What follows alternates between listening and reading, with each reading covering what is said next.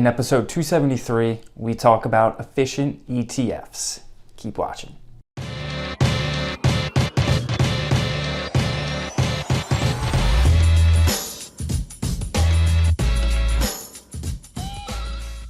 Welcome back to the Mullooly Asset Show. This is episode 273, and I'm your host, Casey Mullooly, and I got the number right this week, I hope. So we're filming this in the beginning of December. It's the end of the year, and for mutual fund investors, you know what that means. Yup, capital gains distributions are coming. So some of the largest mutual fund issuers like Vanguard, T. Rowe Price, Invesco have warned their active mutual fund investors that they could be seeing capital gains distributions of up to 20%. This is according to a recent article in the Financial Times. So depending on what type of account you own mutual funds in, this could mean capital gains distributions could mean an increase in the amount of tax that you have to pay for the end of the year.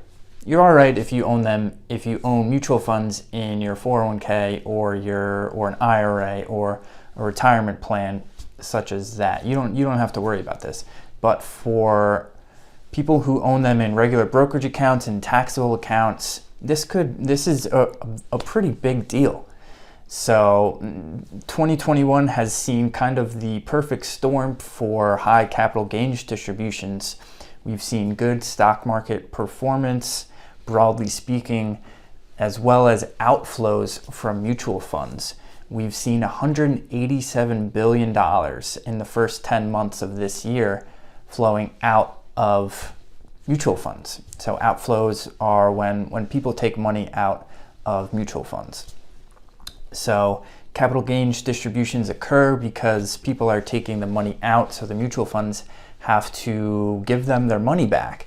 And when the stock market is performing well, they sell those shares at a gain, which they then pass on to the mutual fund holders themselves. The average mutual fund the median mutual fund, my grade school math teachers would have my neck if I mixed up median and average. So the median mutual fund in 2020 paid out 3.5% of its net asset value, or its price, basically. The median exchange traded fund, or the median ETF, 0%.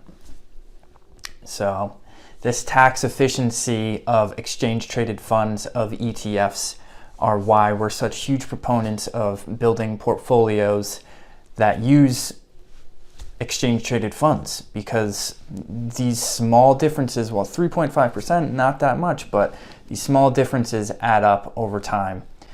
And ETFs have seen a record $290 billion of inflows in the first 10 months of this year. So it's a trend that's happening over time that we've been paying attention to. As more people are cashing out of mutual funds, they're moving more money into exchange traded funds. So ETFs, way more tax efficient than mutual funds. That's the message for episode 273. See ya on 274.